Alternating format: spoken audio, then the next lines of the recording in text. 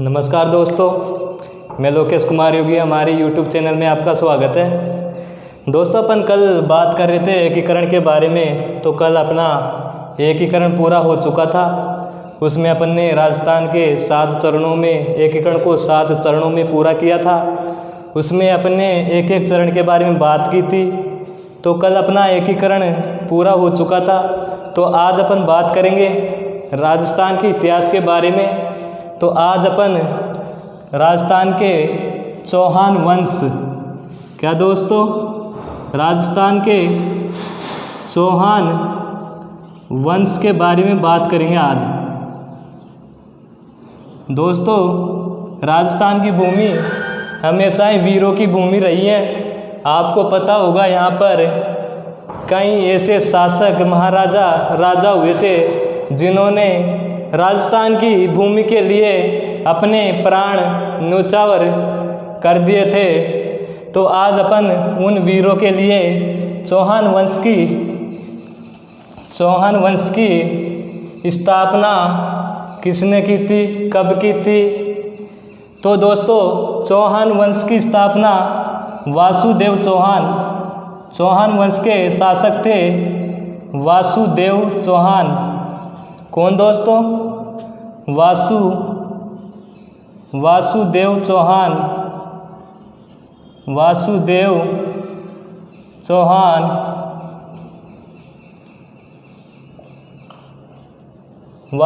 चौहान। दोस्तों, चौहान वंश की स्थापना वासुदेव चौहान ने सांबर झील के किनारे, कहाँ पर दोस्तों?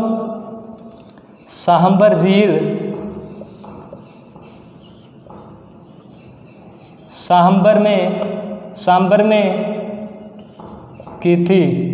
दोस्तों, पर बात आती है सांबर की, तो सांबर को एक अन्य नाम से सपाद लक्ष्य के नाम से भी जाना जाता है। दोस्तों, चौहान वंश की स्थापना वासुदेव चौहान ने की थी और इन्होंने राजधानी सपादक्ष की राजधानी अहिस्तपुर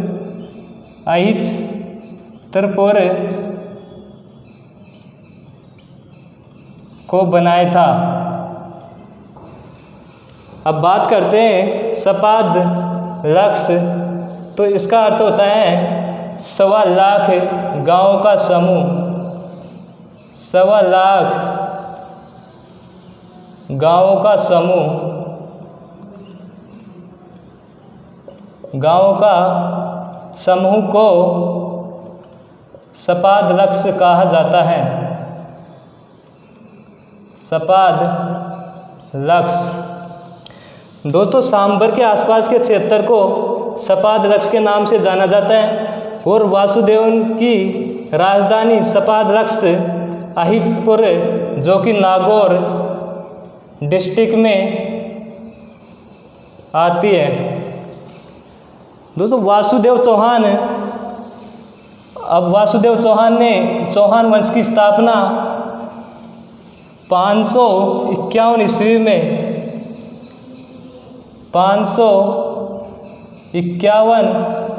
ईस्वी में की थी। दोस्तों, वासुदेव चौहान को बिजोलिया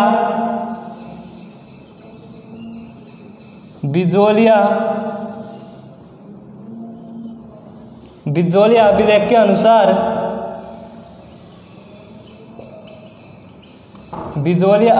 अनुसार सांबर झील का निर्माता बताया गया है इसको।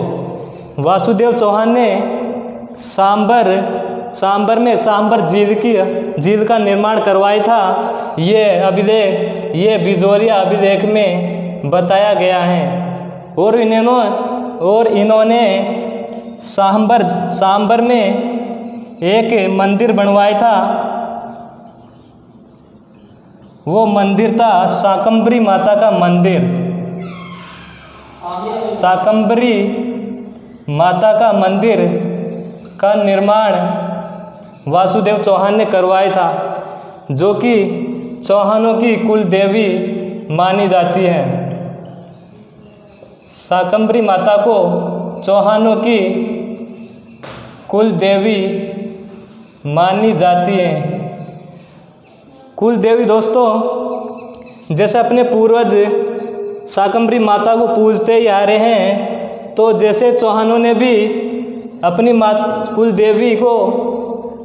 कुल देवी शाकंभरी माता के रूप में माना था। एक होती है आराध्य देवी जो स्वयं पूजा करते हैं, तो उसको आराध्य देवी कहते हैं। अब बात कर रहे थे अपन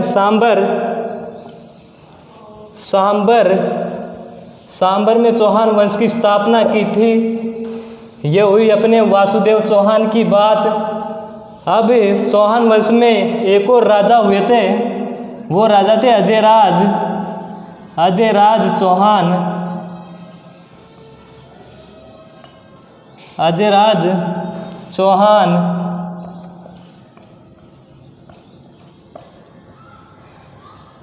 चौहान ने 1113 ईस्वी में अजमेर की स्थापना की थी। 1113 ईस्वी में इन्होंने अजयराज ने अजमेर नगर बसाया अजमेर नगर।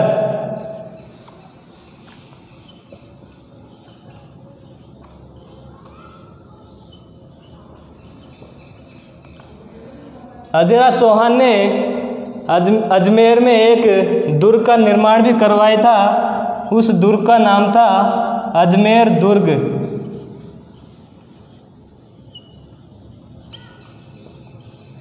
अब बात आती है अजयराज चौहान ने अजमेर दुर्ग का निर्माण कौन सी पहाड़ी पर करवाया गया था। तो दोस्तों वो पहाड़ी थी गट बीठड़ी, जो कि अजमेर में आती है। इस पर अजयराज चौहान ने अजमेर दुर्ग का निर्माण सन 1113 ईस्वी में करवाया था। अजयराज चौहान ने अजमेर को बसाया था। अब यहाँ पर अजमेर दुर्ग का अन्य नाम और तारागढ़ दुर्ग के नाम से भी जाना जाता है। इसको तारागढ़ दुर्ग के नाम से भी जाना जाता है अजमेर दुर्ग को। अब ये बात आती है अजमेर दुर्ग की, तो अजमेर दुर्ग का नाम तारागढ़ किसने रखा था। तो एक मेवाड़ के राजा थे पृथ्वीराज सिसोदिया, उनको उड़ना राजकुमार के नाम से भी जाना जाता था। उन्होंने अजमेर दुर्ग का नाम बदलकर तारागढ़ दुर्ग रख दिया। तारागढ़ दुर्ग रख दिया। अब तारागढ़ दुर्ग अपनी पत्नी के नाम पर रखा था इन्होंने। अजमेर दुर्ग का नाम अपनी पत्नी के नाम पर। अपन बात कर रहे थे मेवाड़ के राजा पृथ्वीराज सिसोदिया।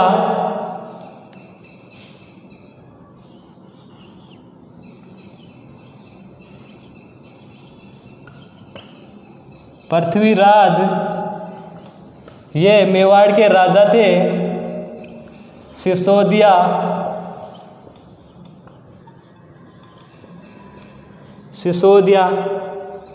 अब दोस्तों पृथ्वीराज सिसोदिया को उड़ना राजकुमार के नाम से भी जाना जाता है।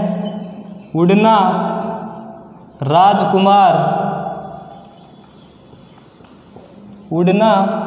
राजकुमार के नाम से भी जाना जाता है इसको।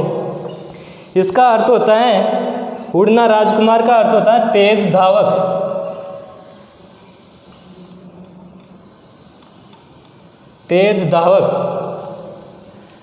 अपन ने बात की अजयराज चौहान ने अजमेर नगर बसाया था। अजमेर में अजमेर दुर्ग का निर्माण करवाया था इन्होंने, और अजमेर दुर्ग का नाम तारागढ़ दुर्ग पृथ्वीराज सिसोदिया ने अपने पत्नी के नाम पर रखा था। पृथ्वीराज सिसोदिया को दोस्तों उड़ना राजकुमार के नाम से जाना जाता है। उड़ना राजकुमार का अर्थ होता है तेज धावक, जो कि एक शक्तिशाली राजा पृथ्वीराज सिसोदिया थे। अब अपन आगे बात करते हैं चौहान वंश की, तो एक राजा हुए थे अर्णोराज।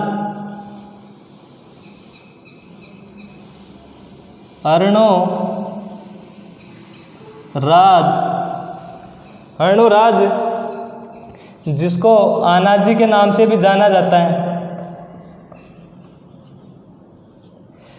इन्होंने अजमेर में आना सागर झील का निर्माण करवाया था। अजमेर में आना सागर झील का निर्माण करवाया था दोस्तों। आना सागर झील, आना सागर झील का निर्माण अर्णोराज ने 1113 ईस्वी में करवाया था।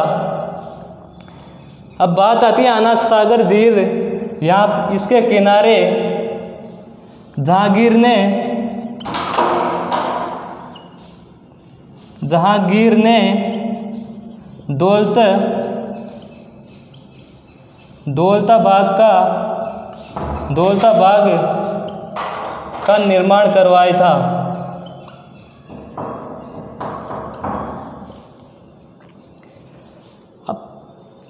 जहांगीर ने आना सागर झील के किनारे दौलताबाग का निर्माण करवाया था, जो वर्तमान में दौलताबाग को सुभाष उद्यान के नाम से जाना जाता है।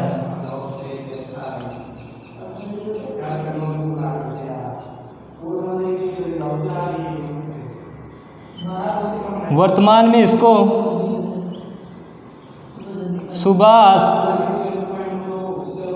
सुभाष उद्यान के नाम से जाना जाता है। सुभाष उद्यान के नाम से जाना जाता है। दोस्तों मैं इसको ऊपर लिख देता हूँ, यहाँ से कम।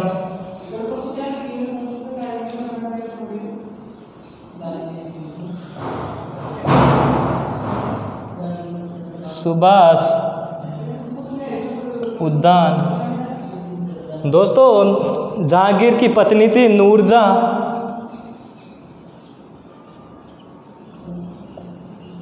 की माँ अस्मत बेगम ने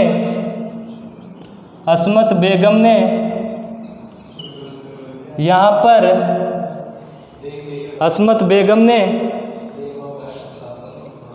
इत्र बनाने की विधि खोजी थी। यहाँ पर नूरजहाँ की माँ थी अस्मत बेगम, उन्होंने यहाँ पर इत्र बनाने की विधि खोजी थी। अब बात करते हैं यहाँ पर आना सागर झील के किनारे शाहजहाँ ने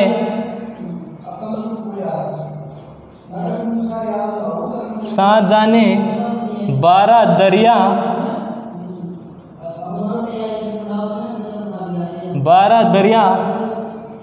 छतरिया का निर्माण करवाया था।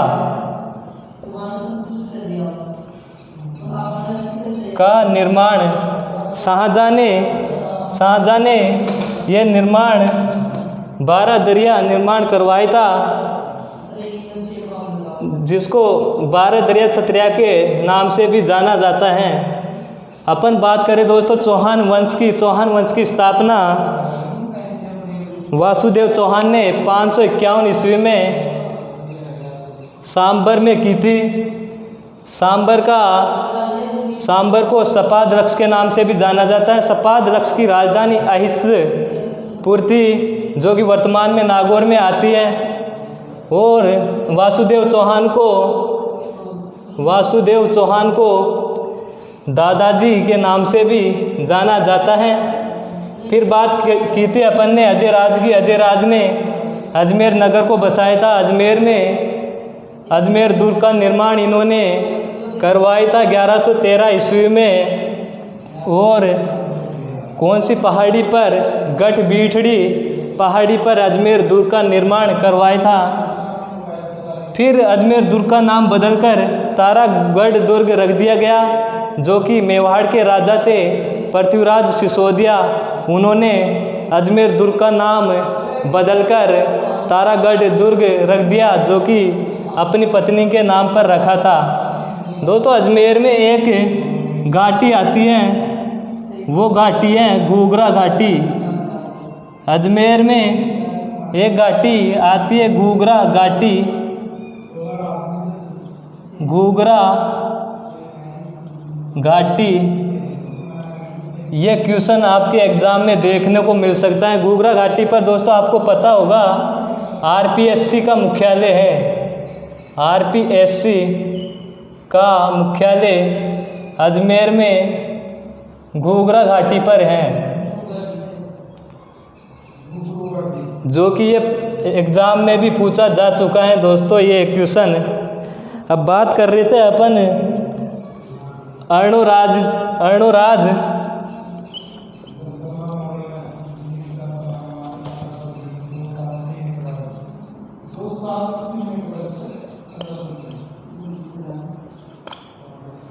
अर्णोराज जी ने पुष्कर में वराह मंदिर का निर्माण करवाया था। वराह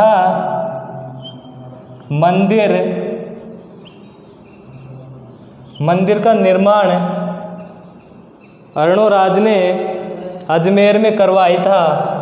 इस मंदिर में एक खंभा सोने का बना हुआ है। एक खंभा सोने का बना हुआ है। अर्णोराज की हत्या दोस्तों इनके पुत्र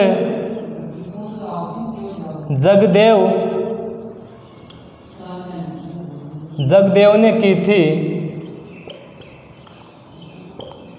जो कि चौहानों के वंश में इनको पितृहंता के नाम से जाना जाता है। जगदेव को इन्होंने खुद अपने पिता की हत्या अपने हाथों से कर दी, तो जगदेव को पितृहंता के नाम से जाना जाता है। दोस्तों आज अपन ने बात की थी चौहान वंश की, तो चौहान वंश में अपन ने वासुदेव चौहान के बारे में पढ़ा था। उसके बाद में अपन ने अजयराज के बारे में, जिन्होंने अजमेर को बसाया था 1113 ईस्वी में। इन्होंने 1113 ईस्वी में अजमेर दुर्ग का निर्माण करवाया था, और बाद में अजमेर दुर्ग का नाम बदलकर पृथ्वीराज सिसोदिया ने, जो कि मेवाड़ के राजा थे, उन्होंने अजमेर दुर्ग का नाम बदलकर अपनी पत्नी के नाम पर तारागढ़ दुर्ग रख दिया। और इसके बाद में आए थे हमारे, जो कि अर्णोराज ने अजमेर में आना सागर झील का निर्माण करवाया था। आना सागर झील के किनारे जहांगीर ने दौलताबाग लगवाया था। वहाँ पर जहांगीर की पत्नी नूरजहाँ की माँ अस्मत बेगम ने इत्र बनाने की विधि खोजी थी, और अर्णोराज की हत्या उनके पुत्र जगदेव ने की थी, जो कि चौहानों के वंश में उनको पितृहंता के नाम से जाना जाता है। अपन ने बात की थी दोस्तों पृथ्वीराज सिसोदिया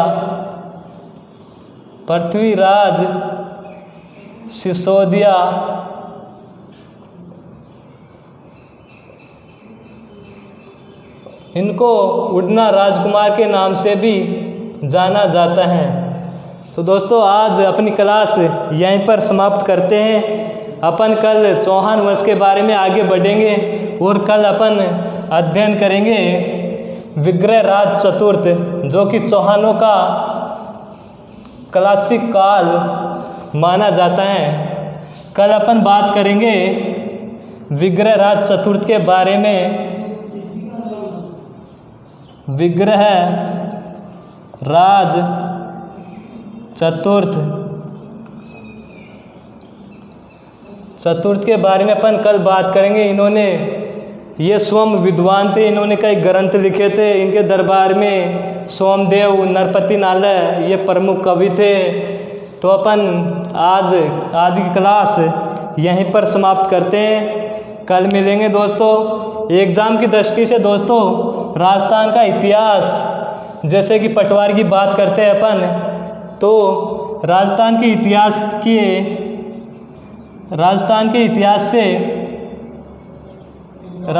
इतिहास से पटवारी में कम से कम 7 7 क्वेश्चन आएंगे दोस्तों इतिहास से पटवारी में। तो ये मत मानना दोस्तों, राजस्थान की पटवारी एग्ज़ाम में राजस्थान इतिहास का बहुत बड़ा मैटर रहने वाला है। ओके दोस्तों, कल मिलते हैं।